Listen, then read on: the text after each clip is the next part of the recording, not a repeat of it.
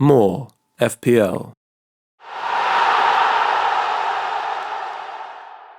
Today it's time for my Gameweek 6 Transfer Watch. In this video, I'll discuss the top 3 transfers in each position so far this game week. So let's start with goalkeepers, starting with Alisson of Liverpool. The Reds have now kept 4 clean sheets and he's the highest scoring goalkeeper, in part due to Edouard Mendy missing the last match through injury. For me, I always see better value in the premium outfield positions. And using up a Liverpool slot could block a transfer if you already have Trent and Salah and decide you want a defensive or attacking double up. But if you do want a premium goalkeeper, Alisson, Mendy and Ederson are solid options. Next is Kasper Schmeichel of Leicester. They've only kept 1 clean sheet so far this season and conceded 8 goals, so it's a bit of a mystery to me why so many managers are still bringing him in, especially when David Raya of Brentford and Vicente Gaeta of Crystal Palace, for example, have more points than him at a cheaper price. They do have decent upcoming fixtures though. Last is David De Gea of Man United. United also have just 1 clean sheet so far, and his returns were only boosted by a late penalty save against West Ham. He had a decent record for penalty saves early in his career, but before that one, he hadn't saved one since 2016, so it's something we can't expect too often. United have conceded a single goal in 4 matches, so if they can manage to turn those into clean sheets and De Gea keep making saves, he could be good value at 5 million and perhaps worth the extra over the budget goalkeepers. Now let's talk about defenders, starting with Marcos Alonso of Chelsea, who's already gone up in price. Before the season started, many people, myself included, assumed that Ben Chilwell would be the starter at left wing-back. But 5 games into the new season, Alonso has started every game, Chelsea have 4 clean sheets, and he has 2 attacking returns. We know from seasons past just how effective Alonso is in the attacking third, particularly as a wing-back. As long as he keeps starting, he's a fantastic option. Chilwell has been on the bench, so it seems Tuchel just prefers Alonso currently. Next is Antonio Rudiger, also of Chelsea. There's a reason people are flocking to their defence. They have quite simply been the most defensively solid team since Thomas Tuchel's arrival last season. Even though they have Man City up next, they've actually kept a clean sheet against them in 2 out of their last 3 matches. They have a very kind run of fixtures following that to rack up some more clean sheets. While he scored in the last match, we can't expect too much in terms of attacking returns from Rudiger, as he averages a goal or 2 per season. But he does seem to be the most nailed player in the Chelsea backline, and he could still prove great value. Last is Shane Duffy of Brighton, who's already gone up in price. They've only kept 2 clean sheets so far, but Duffy also has 2 attacking returns, making him 9th top scoring defender overall, which is amazing considering his price of just 4.3 million. He's shown consistent attacking threat over the years, so we can expect more from him. He already seemed fairly nailed on to start, and the injury to Adam Webster has strengthened his position. Brighton do have a few more good upcoming fixtures before facing Man City and Liverpool in Game Weeks 9 and 10.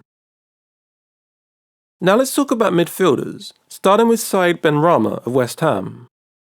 His goal this week made it 3 goals and 2 assists, an incredible output for a budget midfielder. It remains to be seen what the full impact of the Europa League campaign will be on West Ham as a whole, including Benrahma. They did bolster their squad a bit with the signing of Nikola Vlasic, but their squad is still quite small for trying to maintain a challenge on multiple fronts.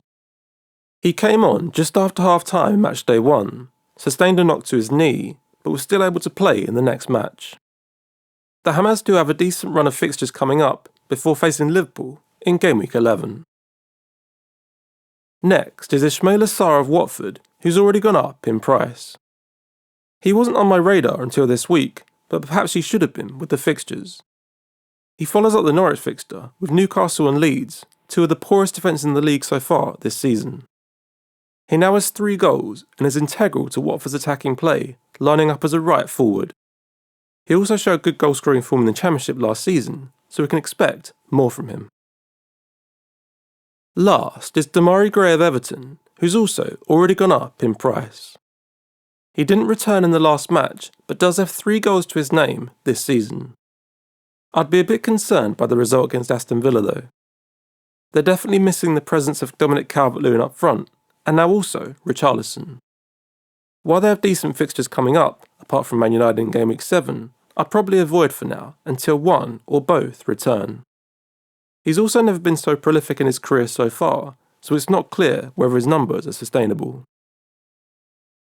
Finally, let's talk about strikers, starting with Antonio of West Ham.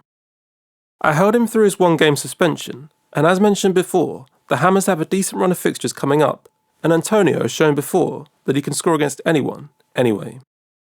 He did play the first match of the Europa League campaign, but I think that was mainly because of his Premier League suspension. It'll be interesting to see if he starts in the EFL Cup or the second Europa League match. If I was West Ham manager, I'd save him for the league mainly, knowing his previous injury record, because they don't really have a like-for-like backup up front. At 7.9 million, I think he represents amazing value when fit, and is a genuine captaincy option alongside more premium players. He's joint top scorer in the league so far, despite missing the last match. Next is Cristiano Ronaldo of Man United, who's already gone up in price. He now has 4 goals in 3 starts since rejoining the club. He has a higher XG than most Premier League clubs and could have easily finished the last match with a higher total if Man United had been awarded a penalty or two, assuming he's on them. I'm happy to own him for the next week or two, but if I didn't, I don't think I'd be bringing him in now, with Man United's fixtures starting to turn after that. I prefer Romelu Lukaku of Chelsea as a premium option for the next period until the fixtures swing back in Man United's favour around Game Week 14 or 15. Last is Saint-Maximin of Newcastle, who's also already gone up in price. He's starting to make a strong case for inclusion in our squads, particularly if we need to free up cash to spend elsewhere, given he costs just 6.7 million. He now has 2 goals and 2 assists, only blanking in one match, and is the 4th top point scoring forward so far. The Magpies have a decent run of fixtures all the way through to Game Week 17, apart from Chelsea in Game Week 10. For details of my specific plans for this game week, and which of these players I'm considering, see my earlier Game Week 6 preview video. I'll post my transfers and final team selection on Twitter once they're done, so follow me at more_FPL for all updates. Thank you so much for watching, I really appreciate it. Please add your own thoughts and follow-up questions in the comments, and I'll try to get through as many as I can. If you made it to the very end, please destroy the like and subscribe buttons and notification bell to get more FPL.